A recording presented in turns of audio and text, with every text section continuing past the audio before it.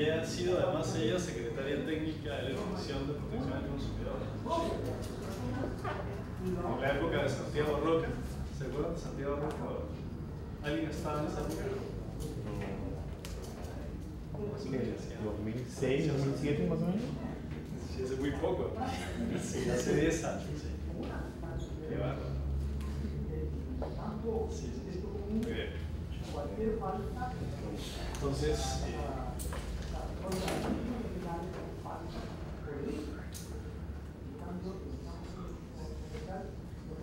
ya en el numeral quinto de esta sexta unidad, vamos a acercarnos a los mecanismos heterocompositivos que tienen en común la presencia de un tercero, que es el que determina la solución entre las partes, en este caso el consumidor bancario y la empresa bancaria.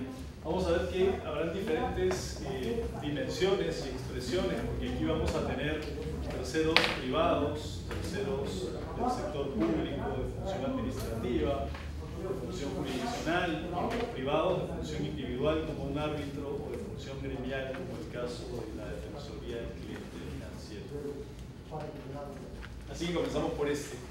La Defensoría del Cliente Financiero, como habíamos anticipado, es un órgano que está dentro del aparato de organización de ASBAR, con lo cual es un defensor que tiene su autonomía reglamentada en la constitución gremial de esta sociedad de bancos, asociación sin fines de lucro, y se establece la posibilidad de que un consumidor presente su reclamo ante esta defensoría siempre con la condición de que haya presentado primero el reclamo ante la empresa bancaria.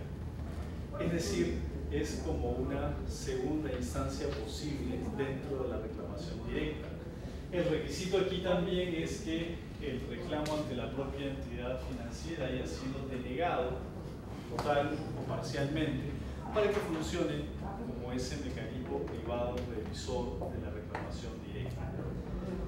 También es posible que el consumidor presente su reclamo ante esta defensoría privada si es que no ha recibido una respuesta en el caso correspondiente, es decir, en esos 30 días, más 30 días de prórroga excepcional que ya habíamos comentado para el reclamo directo. ¿Cuánto tiempo tiene para resolver esta defensoría privada? 60 días. Y aquí se presenta algo realmente singular. El consumidor no está obligado a cumplir con lo que decida esta defensoría. Es decir, si decide en sentido desfavorable al consumidor, este mantiene intactas todas sus posibilidades de continuar por las vías de solución de controversias para tutelar sus derechos que estime pertinentes, eventualmente un arbitraje, un procedimiento administrativo sancionador en el INDECOPI o el proceso judicial. En el caso de las entidades financieras, estas se encuentran obligadas sí a aceptar lo que decida esta defensoría. Noten aquí que esa obligación no es una obligación de autoridad, no es una obligación impuesta por mandato público, es una obligación que en últimas es una obligación contractual, una obligación derivada de un pacto no social, sino de un pacto asociativo, del cual se deriva un estatuto reglamentario en el cual están afiliados todos los entes bancarios que hacen parte de la asociación. Es una obligación verdaderamente civil. La fortaleza de esta defensoría, que emite decisiones obligatorias en ese sentido para las entidades, empresas bancarias, reside en el autocumplimiento, en esa decisión de cumplir con el sistema para que éste tenga credibilidad. El propio reglamento de esta defensoría presenta algunas exclusiones, por ejemplo, de cuantía. Si es un problema que supera el equivalente a $20,000, esta defensoría no lo va a tomar. Sea un reclamo o uno vinculado a un conjunto de reclamos que puedan llegar a superar esa cuantía. Es decir, no vamos a decir que son de menor cuantía, pero cuando menos son de media cuantía hacia abajo, no de alta cuantía, que no superen los $20,000. Se excluye también reclamos que ya estén encausados por denuncia administrativa o reclamos que estén materializados en alguna demanda civil, que sean parte de algún proceso judicial. Se entiende que eso sería como deducir, ¿no?, una excepción de independencia, si cabe el término mutatis mutandis, cambiando lo que haya que cambiar, para que no se duplique la función privada de esta defensoría con una que sí implica autoridad, como sería la de procedimiento administrativo o la de jurisdicción arbitral u ordinaria judicial. Luego, dentro de los mecanismos heterocompositivos están los procedimientos administrativos. De estos, pues, poco les podemos decir, siendo que ustedes operan o aplican estos procedimientos a diario. Pero basta sintetizar y recordar que están allí los sumarísimos 30 días por instancia, con la posibilidad de excepcionar de la revisión ante el tribunal, cuando se trata de un asunto de derecho, de aplicación de precedentes incluso. Están los ordinarios de 120 días por instancia, allí no hay espacio para la revisión, son 2 instancias administrativas. Debemos notar que esta es una opción legislativa, porque constitucionalmente no existe la obligación de doble instancia administrativa. La única obligación como derecho, como principio, es la obligación jurisdiccional de doble instancia. Aquí, sin duda, cabe reflexionar si es que siempre será necesario mantener, sobre todo en situaciones de sobrecarga institucional, de demanda de servicios, una cantidad de instancias que podría ser reducida, sobre todo si es que estamos frente a casos de menor cuantía, para pensar un poco cuánto cuesta el procedimiento, cuál es el valor discutido por el ciudadano, que siempre será importante, pero que podría tener soluciones técnicas igualmente más céleres y con menos instancias. Ese es un punto que debiéramos mantener en permanente reflexión. Aquí marcamos algunas ideas, ¿no?, en los sumarísimos, no solo por las cuantías, sino también por las materias. Bien saben ustedes que se tramitan denuncias exclusivamente sobre suministro de información. En contraparte, en los ordinarios, cualquier asunto de discriminación o de cobro indebido o restricciones de prepago que superen las 3 UITs, pues quedará en ese ámbito ordinario. Y así habrá una distribución mixta entre materias y cuantías que vale la pena siempre tener a la vista y que probablemente le genere cierta complejidad al consumidor al momento de operar y de decidir a qué instancia acude. Pero para eso están, pues, las derivaciones internas que permiten fluidez administrativa. Aquí, antes de continuar con la vía arbitral, tenemos que remarcar el asunto de los retos que tiene solucionar controversias en la vía administrativa. La solución que Indecopi presenta en los años 90 es una solución novedosa, diferente, porque ¿qué ocurría antes de la existencia del Indecopi con los problemas de consumo? ¿A dónde se iba? Claro, una primera posibilidad sería decir que antes del Indecopi no había problemas de consumo, lo cual evidentemente no es cierto. ¿Qué pasaba con un problema de consumo antes de la existencia del Indecopi? Dependiendo del impulso que tenía el ciudadano, porque noten que la categoría consumidor es reciente, no se utilizaba en los años 80 de ninguna manera en lo coloquial. Los derechos del consumidor incluso no estaban nominados como tales, no había ley de protección del consumidor. La iniciativa del consumidor defraudado frente a una transacción tenía 2 vías. Una primera, la práctica, que era acudir a la denuncia policial por una posible estafa eventualmente, ¿no? Porque contrato sobre algo y termino recibiendo con ardid, da la presunción del consumidor, una cosa distinta a la ofrecida. Más o menos ahí se vislumbra la posible conducta atribuida al tipo penal estafa. Y entonces se recurría ¿a dónde? A las comisarías a presentar las denuncias, cuando eso era lo apropiado a ojos del consumidor. Y si la situación no calificaba por allí, pero tenía una cuantía razonablemente importante, pues estaba la vía de la demanda civil. Por incumplimiento de contrato. Por cumplimiento defectuoso, ¿no? Y están ahí pues el derecho clásico civil y el derecho clásico penal, claro, antes de la aparición del derecho del consumidor. Cuando en el Perú, con la nueva constitución y las reformas años previos, de inicios de los 90, se establece el impulso de una economía de mercado que tiende a funcionar, la preocupación de quien hace las reformas desde el gobierno es: ahora que ponemos a funcionar un mercado, ¿quién va a resolver las controversias de los consumidores que son nuevas, que son diferentes? Esta es una nueva ley que responde a una lógica de mercado distinta a la que viene funcionando. La respuesta era los jueces, ¿no? Como ocurre de ordinario frente a cualquier controversia no penal.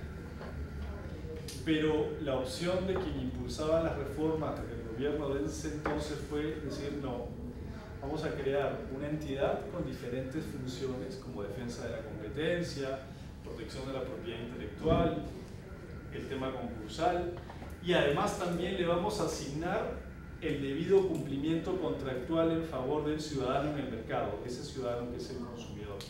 Y entonces vamos a entregarle a esta entidad administrativa, que era el INDECOPI, la función administrativa de proteger el interés general en que funcione el sistema de defensa de derechos del consumidor, al tiempo de, en esos procedimientos sancionadores, correctivos, producto de la supervisión, eventualmente de la actividad de policía que acabamos de describir, al tiempo de que solucione algunas controversias particulares, que son las que motivan la denuncia que un ciudadano puede presentar para activar la maquinaria punitiva o correctiva que el INDECOPI representaba.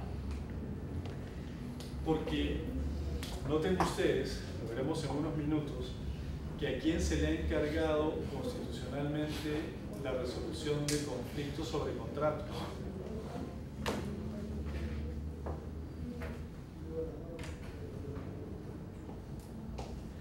Lean por favor unos minutos el artículo 62 de la Constitución.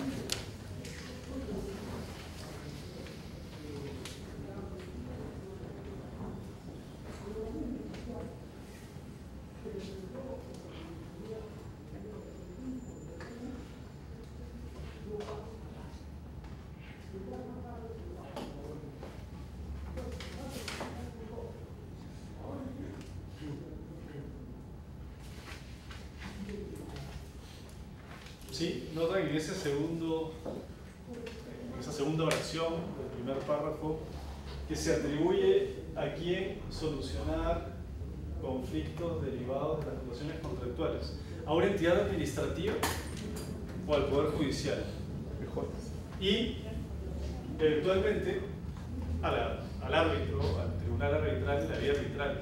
Nada dice la Constitución acerca de la posibilidad de que una entidad administrativa solucione conflictos, controversias contractuales.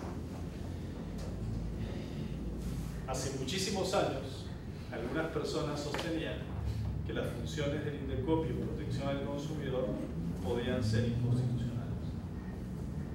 Porque quien resuelve las controversias, los conflictos contractuales, son Poder Judicial o vía arbitral. ¿Notan el aparente problema constitucional? Para algunos no es aparente, pero esto ya ha dejado de ser un tema de discusión o debate, pero necesario recordarlo siempre, ¿no? Cada vez que estos temas han ido al Poder Judicial por vía constitucional judicial o han ido por vía ordinaria a cuestionar las funciones del INDECOPI, todas han fracasado. El INDECOPI ha prevalecido en su mandato legal porque se ha entendido que lo que hace INDECOPI esencialmente no es solucionar conflictos contractuales, sino estar a cargo, como dijimos al inicio de esta unidad, de la defensa del interés general en el orden público económico, en particular que funcione el sistema de protección y defensa de los derechos del consumidor al margen de cualquier contrato. Y si en algún contrato se incumple, será una infracción al régimen de conducta del proveedor que viola derechos del consumidor, lo cual es castigado por una multa o una amonestación, usualmente una multa, y además será objeto de una medida correctiva. no propiamente para solucionar el conflicto contractual, sino para corregir la violación del derecho del consumidor. Es una manera de explicar lo que dice la Constitución desde una interpretación progresiva y pragmática.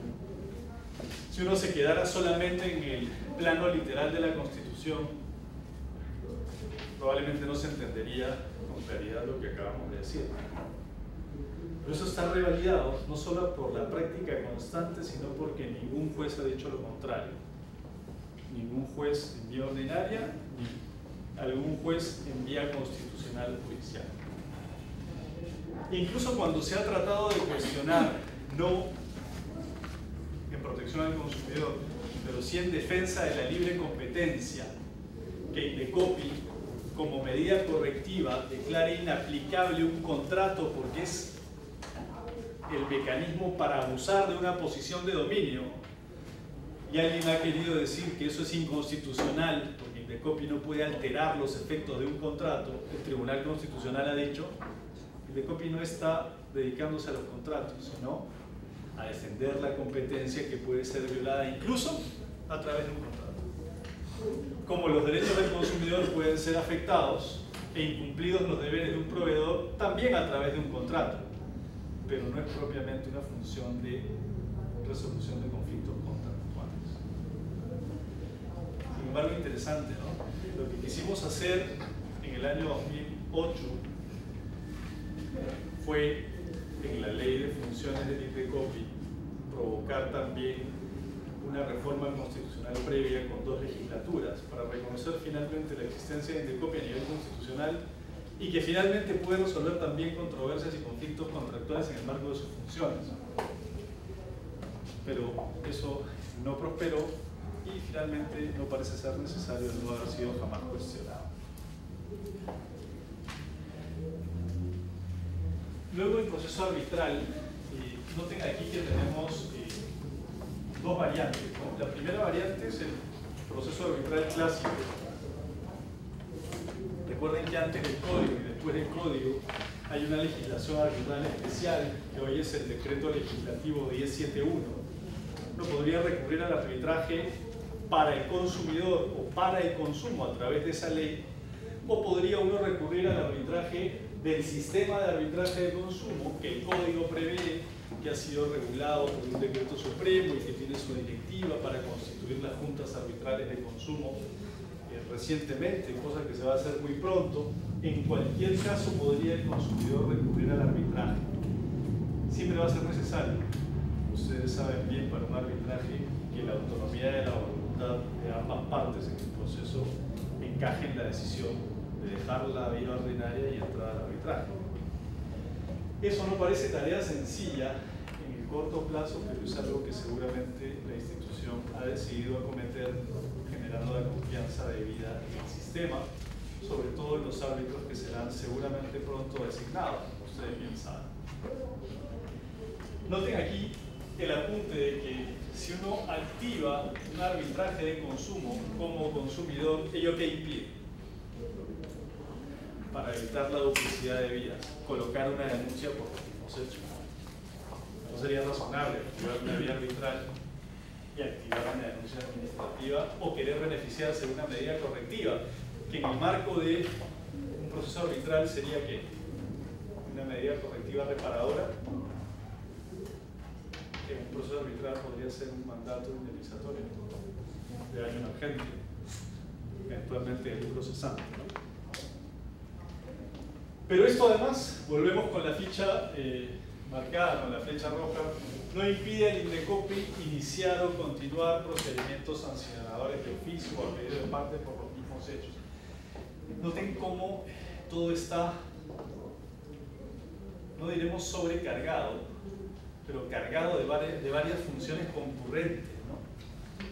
Uno podría ir al arbitraje, pero sin embargo la función de defensa del interés general en el orden público económico a cargo del Indecopi para asegurar el sistema de defensa de los derechos del consumidor no se anula, no se desactiva, sigue presente y podría concurrir la existencia de un arbitraje iniciado por demanda de un consumidor que cuestiona un conjunto de hechos en ese tribunal arbitral, hechos que además el Indecopi podría estar analizando como parte de un gran conjunto con otros hechos para una posible infracción.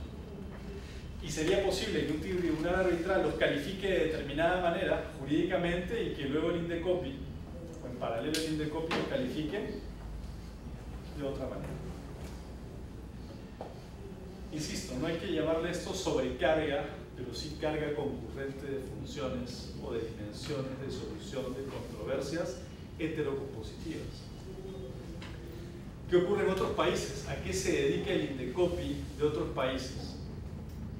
Cuando se ha confiado en el Poder Judicial, el Indecopi de otros países toma los casos importantes, donde hay muchos intereses colectivos en juego, posiblemente perjudicados o eventualmente difusos, y el Indecopi de otros países, como ocurre en Estados Unidos, ¿qué es lo que hace? Presenta la demanda. Y concurre como un actor calificado que aglomera intereses al Poder Judicial. Pero aquí Indecopi tiene un rol diferente. ¿Soluciona las controversias? Claro.